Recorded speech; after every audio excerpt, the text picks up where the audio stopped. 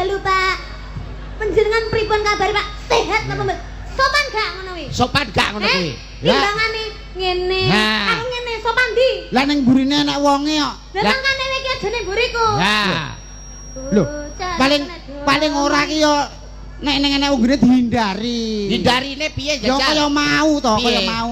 Pripun Mas Yuda kabare? Lak nggih sehat to? Kula sehat Mas mondol. Alhamdulillah nek sehat. Lah wingi akhire Mas Ipin saka ngisor jane mondol karo Niken nenek apa to iki ngene malah. Ngesan wae. Ya wong ki sing penting sopan santun adat ketimuran digawa. Oh, iya. Wis iki lho delok sirahmu mbok dienggo to blangkone ya ampun Gusti nyuwun Ora ngapura. malah suwe ora tau ketemu ki mbok ya kaya Om Yuda. Piye kabare Nduk Niken sing ayu ndongane sing apik ora? Lan blangkonmu. Masuk enek ndas kaya